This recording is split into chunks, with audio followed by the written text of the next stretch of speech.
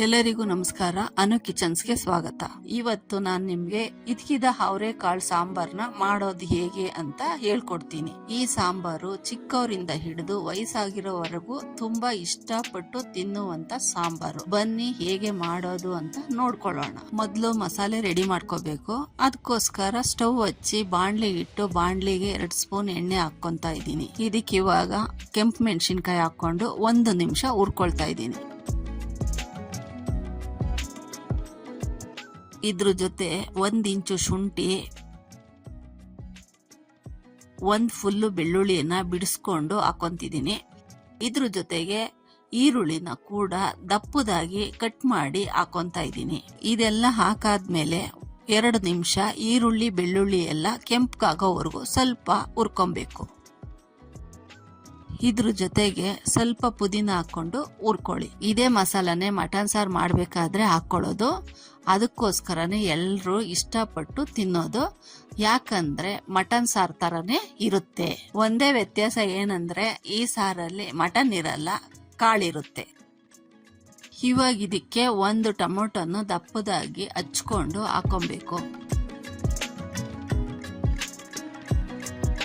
ಅದರ ಜೊತೆ ಸ್ವಲ್ಪ ಉಪ್ಪು ಕೂಡ ಹಾಕೊಂಡು 1 ನಿಮಿಷ ಹುರ್ಕೊಂಡ್ರೆ ಸಾಕು.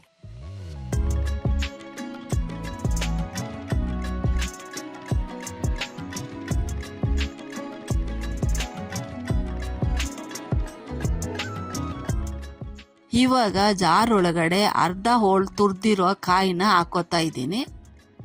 ಅದ್ರ ಜೊತೆಗೆ ಹುರ್ಕೊಂಡಿರೋ ಮಸಾಲೆ ಕೂಡ ಹಾಕೊಂತ ಇದ್ದೀನಿ.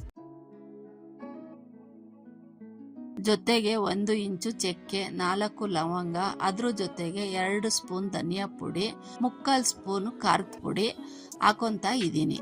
ನಿಮ್ಗೆ ಖಾರ ಜಾಸ್ತಿ ಬೇಕು ಅಂದ್ರೆ ಖಾರದ ಪುಡಿ ಇನ್ನೊಂದು ಸ್ವಲ್ಪ ಜಾಸ್ತಿ ಹಾಕೋಬಹುದು. ನಾವು ಕಡಿಮೆ ತಿನ್ನೋದ್ರಿಂದ ಖಾರ ಕಡಿಮೆ ಹಾಕೊಂತಿದ್ದೀನಿ.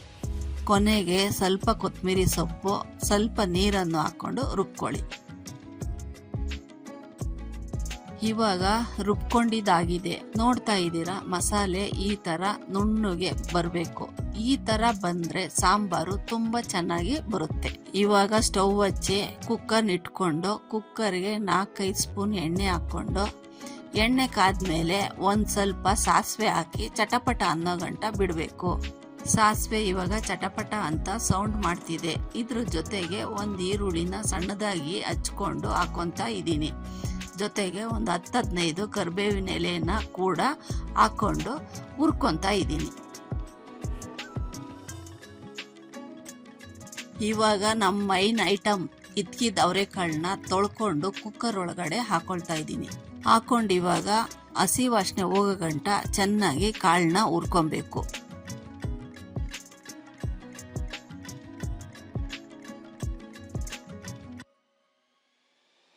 ಇದ್ರ ಜೊತೆ ಇವಾಗ ಅರಿಶಿನ ಪುಡಿ ಹಾಕೊಂಡು ಹಸಿ ವಾಸನೆ ಹೋಗೋ ಗಂಟ ಕಾಳನ್ನ ಚೆನ್ನಾಗಿ ಹುರ್ಕೊಬೇಕು. ಯಾಕಂದ್ರೆ ಹಸಿ ವಾಸನೆ ಹೋಗ್ಲಿಲ್ಲ ಅಂದ್ರೆ ಸಾಂಬಾರು ಚೆನ್ನಾಗಿರಲ್ಲ.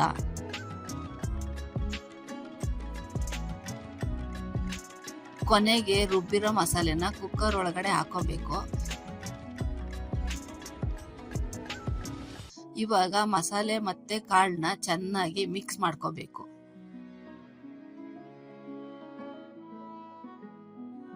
ಮಿಕ್ಸ್ ಮಾಡಿದ್ಮೇಲೆ 1 ಚೊಂಬು ನೀರನ್ನ ಕುಕ್ಕರ್ ಒಳಗಡೆ ಹಾಕೊಳ್ಳಿ. ಸಾಂಬಾರು ತೆಳ್ಳಗಬೇಕು ಅಂದ್ರೆ ನೀರನ್ನ ಸ್ವಲ್ಪ ಜಾಸ್ತಿ ಹಾಕೊಳ್ಳಿ. ಗಟ್ಟಿ ಬೇಕು ಅಂದ್ರೆ ನೀರನ್ನ ಸ್ವಲ್ಪ ಕಡಿಮೆ ಹಾಕೊಳ್ಳಿ.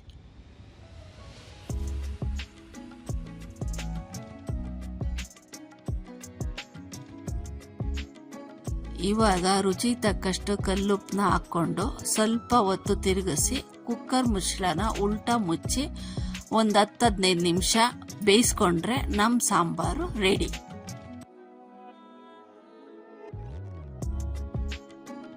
ಹದಿನೈದು ನಿಮಿಷ ಸಾಂಬಾರನ್ನ ಬೇಯಿಸ್ಕೊಂಡಿದೀವಿ. ಇವಾಗ ನಮ್ಮ ಸಾಂಬಾರ್ ರೆಡಿ ಆಗಿದೆ.